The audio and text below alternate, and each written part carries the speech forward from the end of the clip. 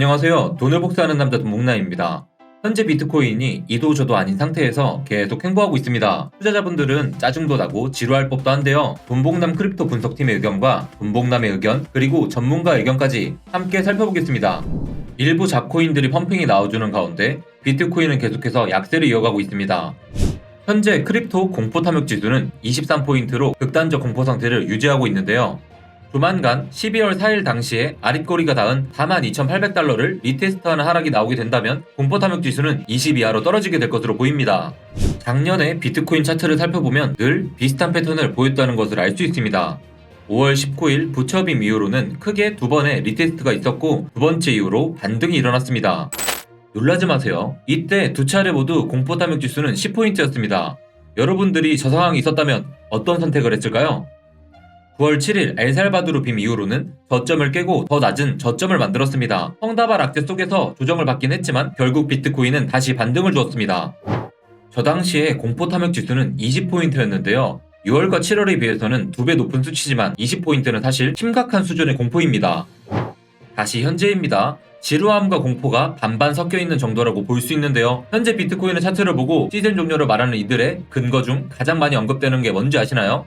비트코인 주봉 차트의 최선이 깨졌다는 것입니다. 장기 최선이 깨졌다는 점은 차트적으로는 우려할 만한 상황으로 볼 수 있는 것이 맞습니다. 이 상황에서 강력한 하락이 나온다면 패닉셀이 동반될 가능성이 높다고 볼 수 있죠. 하지만 투자 시장에서 절대적인 건 없습니다. 누군가는 최선이 깨질 것 같다며 매도를 할 때 누군가는 최선이 깨지는 상황의 공포를 매수 기회로 삼습니다. 그중 누가 틀렸고 맞다 할 순 없죠. 어떤 원칙과 기준으로 투자를 하냐에 따라 매매 방식도 천차만별로 갈릴 수 있기 때문입니다. 하지만 장기 투자자처럼 매수해놓고 단기 트레이더처럼 손절하는 식으로 원칙과 기준이 없이 투자하는 이들은 손해를 볼 수밖에 없죠. 여러 가능성을 고려해보고 어떤 상황이 벌어져도 손실을 최소화하면서 수익을 극대화시키는 방법이 무엇인지 고민하고 그에 따라 대응하는 것이 중요한 이유입니다. 암호화폐 분석가 테크데브가 어제 올린 트윗인데요. 현재 주봉 차트가 깨진 부분에 대해서 마냥 부정적으로 볼 필요 없다는 분석의 내용이었습니다. 이 부분을 제가 좀 더 자세히 설명해드리도록 하겠습니다. 2017년의 12월의 고점과 2018년의 12월의 저점을 연결한 피보나치 되돌림에 로그 스케일을 적용하면 이렇게 나타나는데요. 작년 4월과 11월의 고점 모두 중요한 피보나치 1.618 라인에 닿아 있는 게 보이시나요? 그런데 이런 장기적 피보나치에서는 1과 1.618 사이의 간극이 너무 크기 때문에 좀 더 세부적인 라인을 추가해 보도록 하겠습니다. 두 개의 피보나치 라인을 추가한 것이 보이시나요? 바로 1.272 라인과 1.472 라인입니다.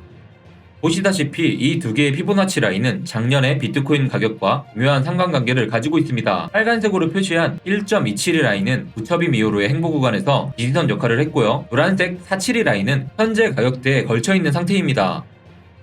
자, 여러분들 주목하세요. 여기서부터 중요한 것은 현재의 상태입니다. 노란색 장기 최선을 벗어난 상황 자체는 차트적으로 봤을 때 상당히 불안한 요소가 맞습니다.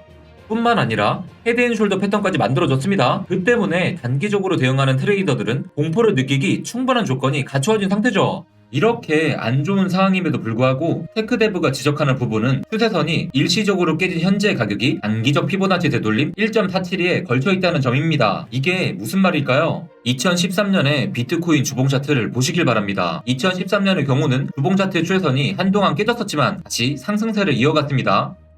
그런데요, 2011년 6월의 고점과 11월의 저점을 연결한 피보나치 되돌림을 보시면 또 다른 인사이트도 얻을 수 있습니다. 아시겠나요? 한번 확대해서 보여드리겠습니다. 보시면요, 2013년의 경우도 거시적인 피보나치에 1.272 라인에 이르는 조정을 주었고 그 이후로 1.472 라인에서 추세선 이탈이 발생했습니다. 현재 상황과 비슷하지 않나요? 물론 테크데브도 지금의 상황이 2013년처럼 조만간 엄청난 급등이 일어날 것을 예상하고 이 분석을 올리지 않았을 가능성이 높습니다. 그리고 현재 비트코인 펀더멘탈과 그 당시의 펀더멘탈을 바라보는 대중들의 시각도 많이 다르죠. 하지만요, 현재의 대다수가 추세선이 깨진다는 근거로 시즌 종료를 외치는 상황 속에서 다른 각도의 데이터를 제공했다는 점에서는 유의미한 데이터로 볼 수 있습니다. 그리고 여러분들, 지금 놓치지 말아야 할 정말 중요한 차트는 따로 있습니다. 비트코인 도미넌스가 9월 12일의 저점은 물론이고요, 5월 18일의 저점까지 깨고 내려간 상태입니다. 마의 40이 깨진 건데요. 지금의 비트코인 도미넌스는 정확히 2018년 5월 4일에 저점에 위치해 있는데요. 여기서 더 내려간다면 역사적인 저점인 2018년 1월 13일에 수치까지 위협하게 됩니다. 36이죠. 과연 그것이 불가능할까요? 2018년 당시에는 아직 기대감밖에 없는 이더리움이 비트코인 도미넌스를 낮추는 주 요인이었습니다. 하지만 그때와 현재는 상황이 전혀 다릅니다. 느린 트랜잭션 속도와 과도한 가스비 등 해결해야 할 문제가 많이 남았음에도 불구하고 이더리움은 작년에 NFT와 디파이 분야에서 혁신을 이뤄냈습니다. 그뿐만이 아닙니다. 현재는 이더리움만 있는 게 아니라 솔라나, 루나, 아발란체, 팬텀 등 레이어 1 체인들이 높은 TVL을 바탕으로 실력을 입증하고 있습니다. 루나의 뒤를 이어 지금은 팬텀이 TVL의 급등을 보이며 달리고 있는데요. 지난 일주일간 무려 23% 상승을 이루면서 현재 팬텀의 TVL은 폴리곤을 제치고 6위에 올라섰어요. 현재 팬텀의 일봉 차트입니다. 비트코인과는 상황이 전혀 다른 게 보이시나요? 팬텀을요, 비트코인 대비 상대적 가치로 바라봤을 때 10월 말의 고점을 돌파했습니다. 루나는 말할 것도 없죠. 비트코인 대비 루나의 가치는 파죽지세로 신고점을 연이어 갱신해 나가고 있습니다. 비트코인과 다른 몇몇 알트코인들의 디커플링이 보이시나요? 현재 비트코인 도미넌스도 앞으로 계속해서 유심히 지켜볼 필요가 있습니다. 비트코인의 반등이 나와주면 크립토 시장은 새로운 활기를 되찾게 되겠지만 비트코인이 지루한 행보를 이어가는 중에도 일부 알트코인은 비트코인과 상관없이 그들만의 불마켓을 만들게 될 수도 있겠죠. 다음은 크립토 관련 기사 보고 가겠습니다. 비트코인 매거진 기사입니다. 방카 제네랄리가 코니오와 파트너십을 통해 올해 초 자신들의 30만 명 고객이 비트코인을 사고 팔 수 있도록 할 것이라고 합니다. 870억 달러 자산을 보유한 이탈리아 은행 방카가 비트코인 지갑회사 코니오와 파트너십을 통해 올해 초 비트코인 서비스를 제공할 예정이라고 하는데요. 방카 제네랄리의 고객들은 자신의 은행 계좌로 비트코인 지갑을 만들 수 있다고 합니다. 여러분, 은행이 또 이 시장에 들어왔습니다. 보통 은행도 아니고요. 870억 달러 하나로 약 104조의 자산을 보유한 은행입니다. 여러분, 대단하죠?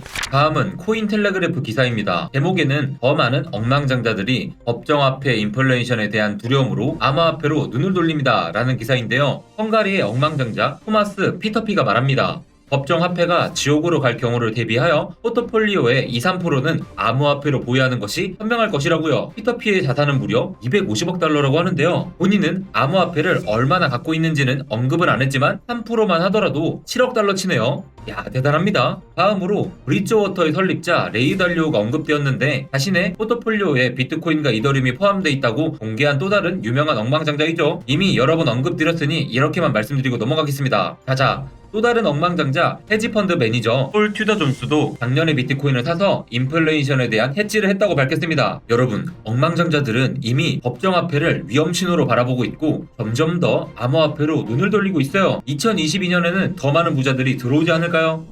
워렌 버핏 투자의 명언 중엔 이런 말이 있습니다. 회사가 가장 어려운 시기에 있을 때가 그 회사를 사야 되는 가장 좋을 때다. 우리 매번 말로는 공포에 매수하자 하는데 지금 여러분들이 원하는 극도의 공포 구간 아닐까요? 뭐야, 그러면 돈봉남 풀매수 때릴까? 하시는 분들 절대 그러시면 안됩니다. 충분히 펀더멘탈 분석하시고 단기적인 투자 안목을 기르신 뒤 평온하게 투자할 수 있는 사람만 이 시장에 계셔야 합니다. 아직 투자 실력이 부족하신 분들은 이 시장을 지켜보면서 충분히 학습한 뒤 들어오셔도 늦지 않습니다. 여러분들의 투자 인사이트를 넓혀드리기 위해서 노력할게요. 구독 아직 안 하신 분들 구독 부탁드리겠습니다. 감사합니다.